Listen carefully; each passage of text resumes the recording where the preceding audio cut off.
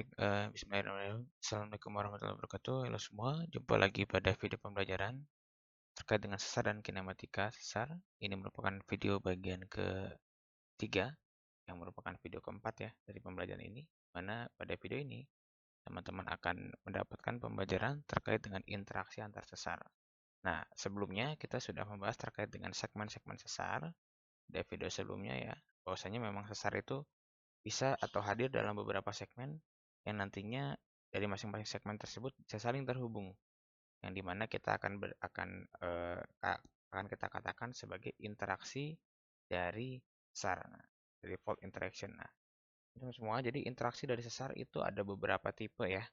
Jadi ada tipe, sebenarnya bisa lebih dari 4, tetapi memang ini tipe utamanya.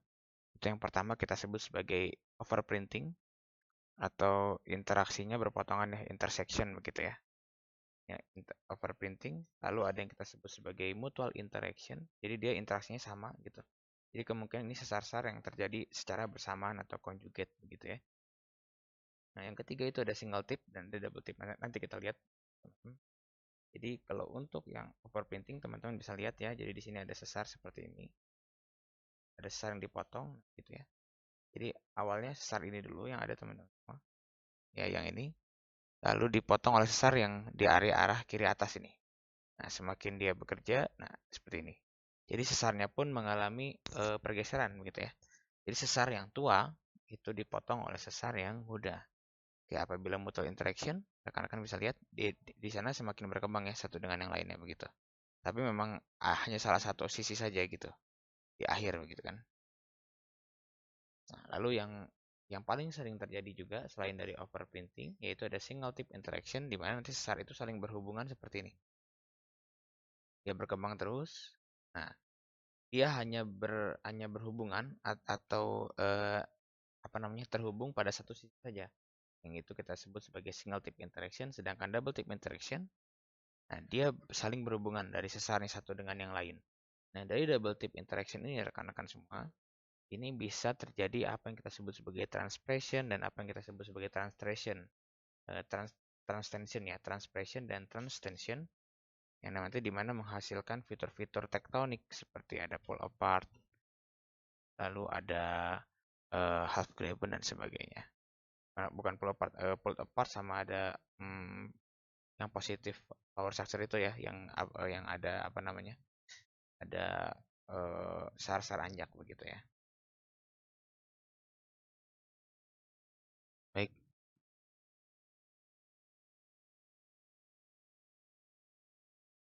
Oke.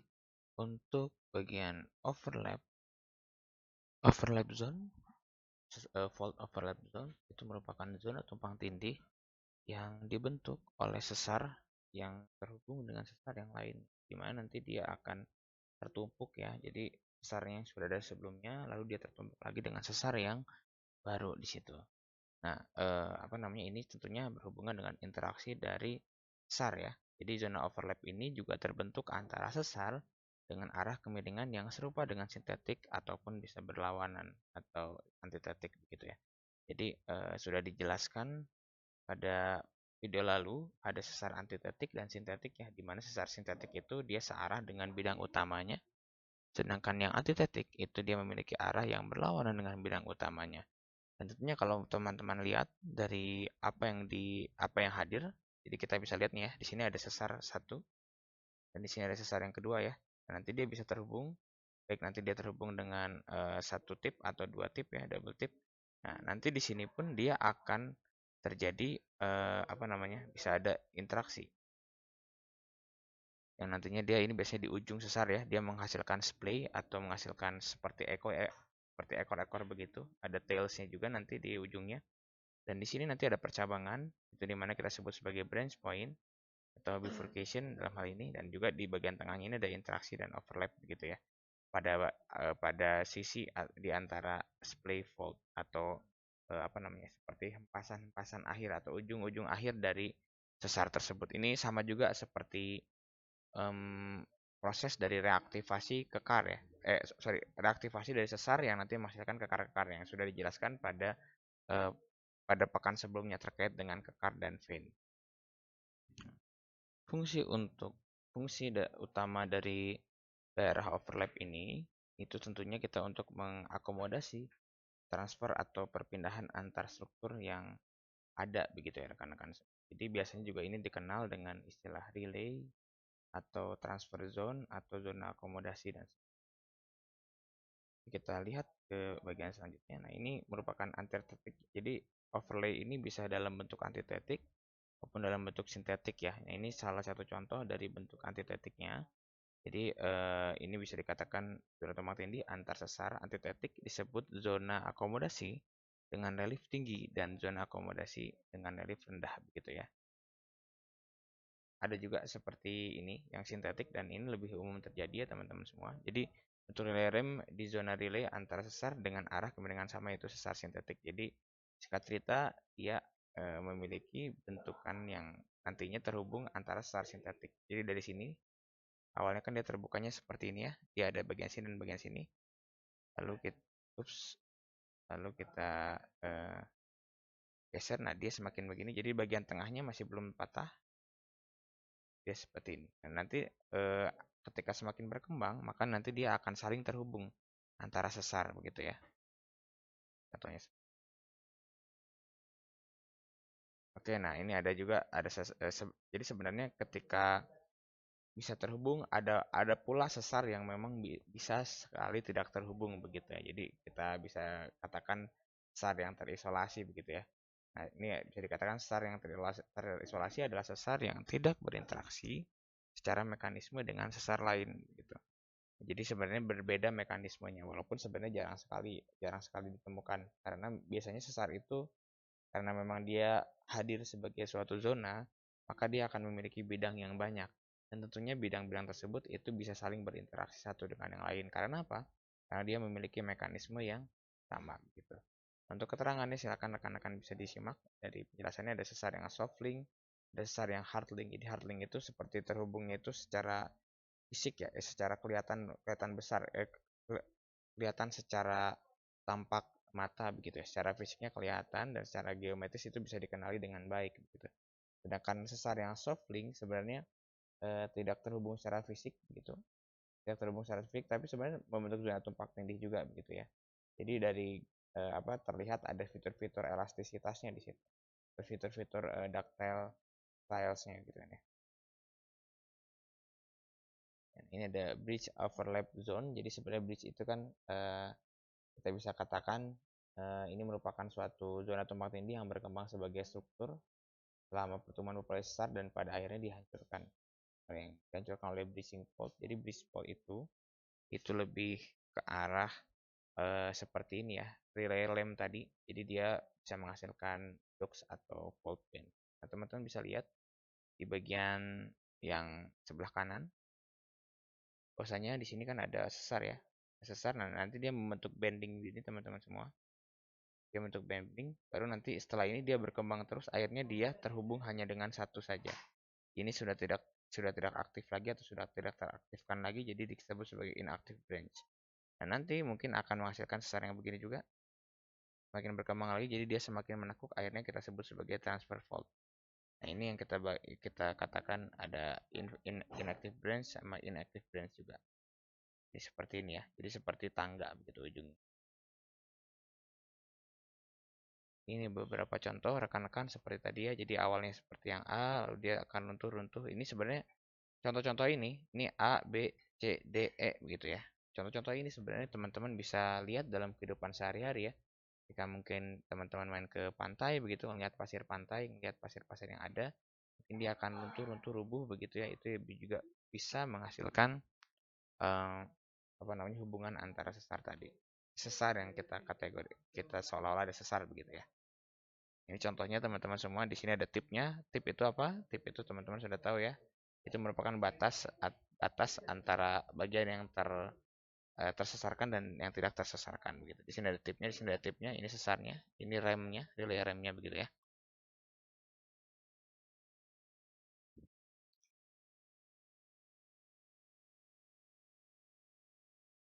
Baik, selain itu juga kita mengenal ada istilah yang kita sebut sebagai branch point ataupun branch line, di mana branch line ini merupakan garis dari dua sesar yang terhubung secara fisik. Jadi dia terlihat yang kita sebut sebagai hard link tadi ya. Dan sesar juga dapat dikaitkan dengan branch point yang nantinya kita sebut sebagai titik cabangnya begitu. Jadi teman-teman bisa lihat ya di sini ada di sini branch lainnya, di sini branch lainnya, di sini branch pointnya ya. Sebenarnya yang tadi kita katakan ya ada branch-branchnya di situ kan. Oke, jadi ini contohnya teman-teman semua. Jadi di sini ada sesar yang berinteraksi. Di sini ada sesar yang membentang dari northwest ke southeast. Di sini mungkin ada yang membentang dari arah mungkin dari arah ini ya, dari arah west mungkin ya, dari arah sini gitu ya.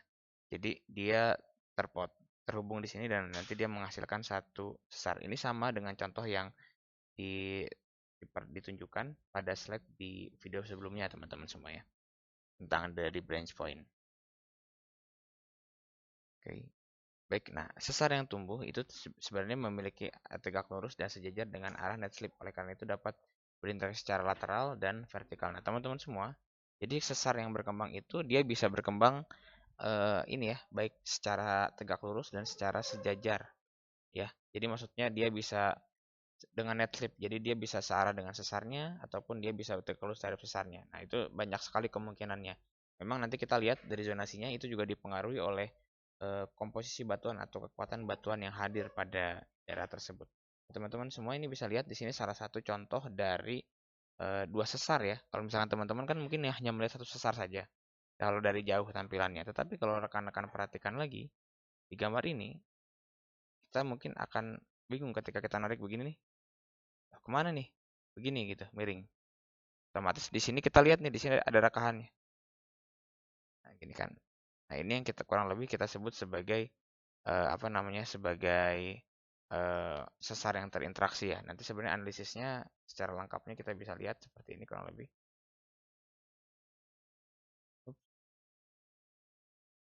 Nah, seperti ini ya. Jadi dia itu punya apa namanya, interaksi sesarnya. Jadi kita bisa lihat ini kita katakan sebuah zona. Jadi ya bisa kita katakan sebuah zona lah karena bukan single single line begitu kan ya. Jadi dia memiliki ini lalu di sini. Nah, di sini kita lihat di sini ada fitur-fitur daktilnya ya. Dia seperti seolah-olah terlipat. Karena apa? Karena dipengaruhi oleh material batuannya yang memang bersifat poroelastik yang dia bisa menghasilkan lipatan sebelum dia tersesarkan. Oke, baik, saya lanjutkan. Nah, di sini ada perkembangan sesar pada batuan yang memiliki perlapisan. Nah, ini sering sekali terjadi pada batuan sedimen khususnya dari batu pasir, batu lempung begitu ya.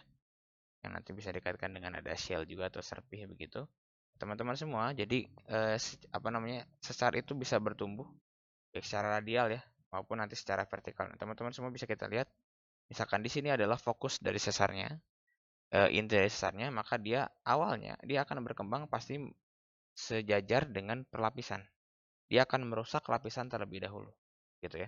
Nah, ketika sudah semakin kuat, maka dia akan berkembang melewati lapisan atau dia berkembang antar lapisan. Jadi dia akan memotong lapisan yang lainnya, lapisan yang berada di atas maupun ada di bawah. Nah, sebenarnya ini kan proses dari sesar ya. Jadi dia dia pasti akan memotong atau membuat fractures dulu di sesar yang di litologi yang cenderung sama. Lalu setelah itu dia akan apa namanya? Dia akan keluar ke obrot misalnya ke lapisan yang lainnya begitu.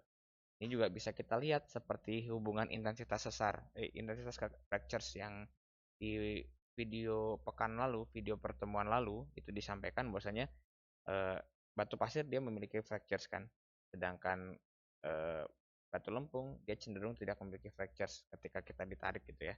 Juga sama ya. Jadi pasti yang ingin saya katakan adalah fractures itu berkembang pada lapisannya dulu, pada setiap single lapisan dulu, single layer dulu, baru nanti dia bisa move ke layer selanjutnya ketika dia sudah mencapai apa namanya, mencapai tenaga tertentu atau dia sudah mencapai displacement tertentu. Ini sudah ditunjukkan dengan grafik yang ada. Oke, baik. Mungkin saya cukupkan untuk pertemuan tentang tentang fault interaction. Kita lanjut pada bagian selanjutnya. Terima kasih. Assalamualaikum warahmatullahi wabarakatuh.